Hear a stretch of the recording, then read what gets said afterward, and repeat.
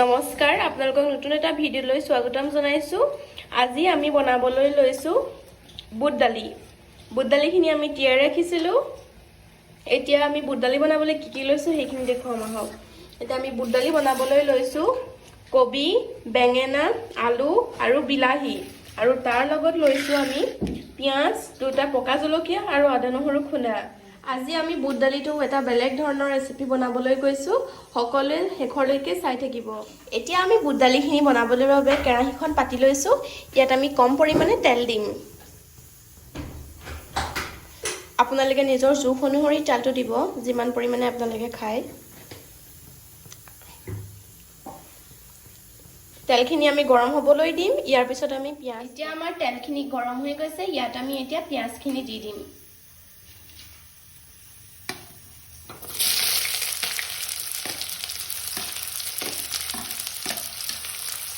আৰু যোনটা জলকীয়া লৈছিলোঁ আমি জলকীয়া দুটাও দি দিম। আদা নহৰুকণো আমি এতিয়া ইয়াতে দি দিম। এতিয়া আমি এইখিনি ভালদৰে ভাজি লওঁ।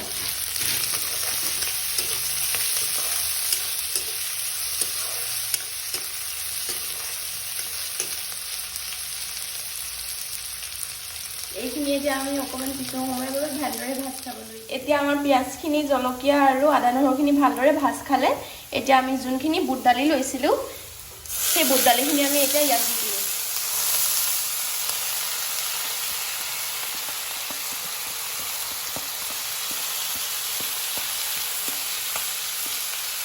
এইখিনি আমি এতিয়া অলপ ভালদৰে ভাজি ল'ম।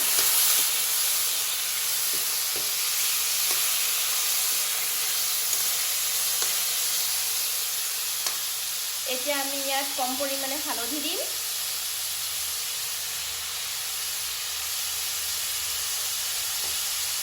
অলপ জোখ অনুসৰি নিমখ দিম। আপোনালোকে নিজৰ পৰিমাণটো অনুসৰি নিমখখিনি দিব। এতিয়া আমি ভালদৰে লৰাই ল'ম।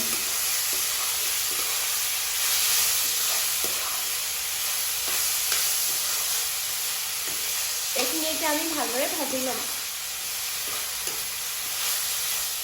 এতিয়া আমাৰ বুট দালিখিনি অকণমান ভালদৰে ভাজি লোৱাৰ পিছত আমি যোনখিনি পাচলি লৈছিলোঁ, বিলাহী, আলু, বেঙেনা আৰু বন্ধাকবি, এইখিনি আমি গোটেইখিনি একেলগতে যোনখিনি ভাজি লৈছিলোঁ তাত দি দিম।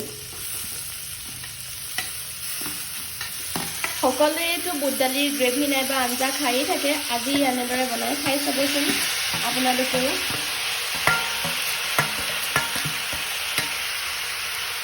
কেনেকুৱা হৈছে গাইজ কমেণ্ট কৰি জনাব। এইখিনি এতিয়া আমি ভালদৰে ফ্ৰাই কৰি লওঁ। বিলাহীটো যিহেতু আমি ডাঙৰ ডাঙৰকৈ দিছোঁ, সেইটো কাৰণে সিজিবলৈ অলপ দেৰি ফ্ৰাই কৰিব লাগিব।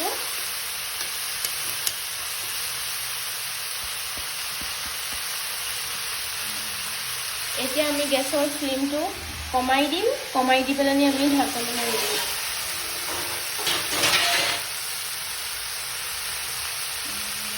ঢাকনিখন দি দিম। এতিয়া কিছু সময় পিছত আমি দাঙি চাম। দেখিছেনে কিমান ধুনীয়া হৈছে চব্জিখন। এতিয়া আমি এইখিনি ভালদৰে আলুকেইটা সিজিবৰ বাবে আমি এতিয়া গৰম পানী যোনখিনি কৰি থৈছিলোঁ সেই গৰম পানীখিনি ইয়াত কম কম পৰিমাণে দি যাম।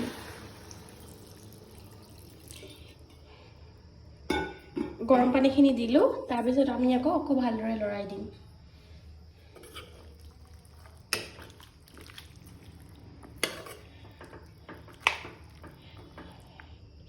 এয়া আকৌ আমি 10 মিনিটৰ বাবে ঢাকি দিম।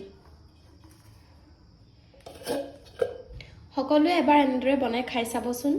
এতিয়া 10 মিনিটৰ পিছত আমি ঢাকনিখন দাঙি চাম। এয়া দেখিছে ধুনীয়াকৈ সিজি আছে। বৰ্তমানলৈকে আলুকেইডোখৰ সিজা নাই। আমি আলুকেইডোখৰ সিজিবৰ বাবে আৰু আমি 10 মিনিট ৰাখি দিম। দেখিছেনে কিমান ধুনীয়া কালাৰ আহিছে।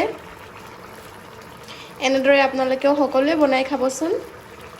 মই ভিডিঅ'টো কণ্টিনিউ কৰি গৈ থাকিম, আপোনালোকে চাই গৈ থাকিব। এতিয়া আকৌ পুনৰ আমি গ্ৰেভিখিনি ঢাকি দিম। এতিয়া 10 মিনিট ঢাকি দিয়াৰ পিছত আমি আমাৰ গ্ৰেভিখন চাম। চব কিমান সুন্দৰ হৈছে। আপোনালোকেও এনেদৰে বনাই মেলি খাই চাব। এতিয়া আমি এইখিনি পৰিৱেশন কৰিব পাৰিম। এতিয়া সময় হ'ল পৰিৱেশন কৰা। আমি এতিয়া ইয়াত ভাত লৈছোঁ আৰু এয়া যোনখিনি আমি বুট দালি বনাইছিলোঁ চব্জিৰ লগত সেয়া আৰু এয়া আমি বগৰীৰ আচাৰ লৈছোঁ আৰু আমি ইয়াত লৈছোঁ ফুলকবি বন্ধাকবি নহৰু আৰু গাজৰ তেনেকৈ কৰি বনোৱা এখন আচাৰ আপোনালোকক যদি এই আচাৰটোৰ ৰেচিপি লাগে মোক তলত কমেণ্ট বক্সত কমেণ্ট কৰিব যদি ভিডিঅ'টো চাই ভাল পালে লাইক শ্বেয়াৰ আৰু কমেণ্ট কৰি দিব ছাবস্ক্ৰাইব কৰিবলৈ নাপাহৰিব